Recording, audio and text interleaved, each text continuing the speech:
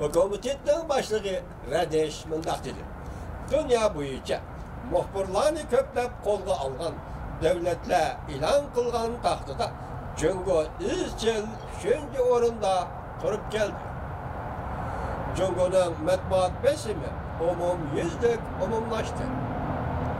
Bo'libmi doiralar davlat bexatarligi deb hisoblaydigan mavzularni xabar e'lon qilgan muxbirlar, masalan, Uyg'urlar to'g'risida kishilik huquq jihatlarda bu muxbirlarning bu masalaga chetib qolganligini ko'rdik. Dedi u. Hozirgacha dunyoviy magnetik kishilik huquqni surish chiqarish qonuni muxbirlarni qo'llashga to'liq ishlatilmadi. Kelgusida bu yo'lda izlanib munosabatli davlatlarga embargo e'lon qilishimiz tamoman mumkin. Dunyoviy magnetik kishilik huquqni surish chiqarish qonuniga 2016-yil 12-oyda sobiq prezident Obama imzo qo'yib qonunga aylangan. Bu qonun yellikda kishilik huquqi og'ir darajada xiloflik qilgan va og'ir chiriklashgan chet el fuqarolariga qaratilgan. Bu qonunga asoslanib Amerika Qo'shma Shtatlar hukumati shaxsiylar va shirkatlarning Amerikadagi mablag'ini to'latish huquqiga ega. Amerika fuqarolarining bu shirkatlar bilan bordi-keldi qilishini cheklaydi va ularning Amerikaga kirishiga, kishilik huquqini dafsanda qiluvchilarning Amerikaga kirishi ruxsat qilinmaydi. Qonunning uran.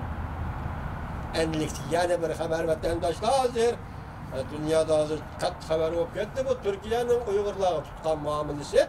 Yani şunun münasebetlik bir haber.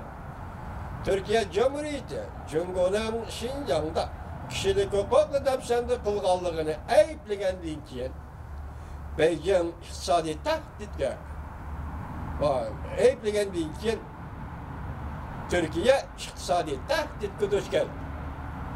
Mavzuda xabar 2-oyning 14-kuni Amerika ovozidan Xitoy tili programmasi e'lon qilindi. Xabar bundan boshlandi. İstanbul Ankara Türk Lisesi Müslüman Uygurlarını ve başka milletlerini Jungo hükümetinin bastırganlığını ayıplagandan keyin Türkiye bilen Jungo'nun ciddi münasebetleri tehame ciddileşip ketdi.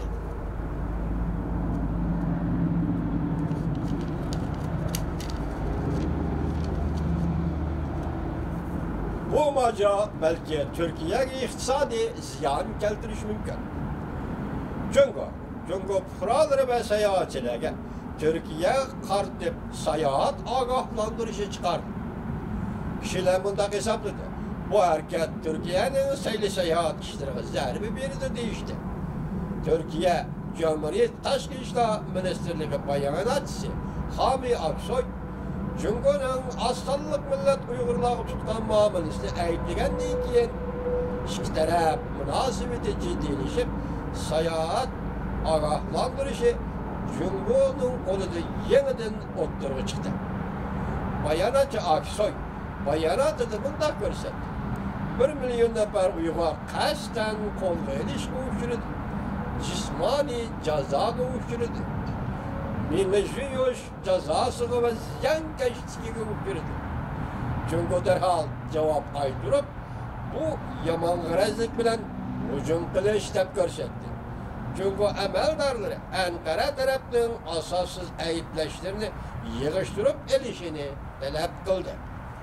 Uygurlar Jungo'nun garbideki Şinjan'da yaşaydı. Yani müstemlik Uygur'istan Uygurluğu bedenidir. Nurgun zamanlardan beri devamlı işbirlikten Uygurlar bilen Hanzula oturuştaki milli ziddiyetler jaryanında Uygurlar devamlı hükümetten katlık nazar taslık koyuldu. Bu milli ziddiyetler bazı çağda zoravallık hareketleri aylandı. Uygurlar hazırkı zaman Türkleri bilen etnik milletler bağlanışlık münasebetiyle. Ötmüştü Türkiye'nin prezidenti Erdoğan, Uygurların hukuku için dünyaya müracaat ilan kılganı. Türkiye panahlık talep kılgıcı Uygurlarını devamlı kabul kılıp geldi. Lekin tahlilchilar mundaq dedi. Prezident Erdoğan ve onun hükümeti Cumhur bilen Türkiye o'rtasidagi savdo munosabatlarining gullanishga e'tibor bilan qarab kelgan. Siyosiy obzorchi Akta obzorda bundaq ko'rsatdi. Ular qabul ko'rilgan masalalar to'g'risida suhbatlashmadi. Ko'proq ikki davlat o'rtasidagi iqtisodiy munosabatlar to'g'risida so'zlashdi. Bu burungi gap belki suhbatlashganda ko'ngil bo'ladigan masalalar ko'ngil bo'lmay, iqtisod to'g'risida suhbatlashdi deb qistirib qo'yapti bu burungilar. Davomini anglash, hurmatli vatandosh.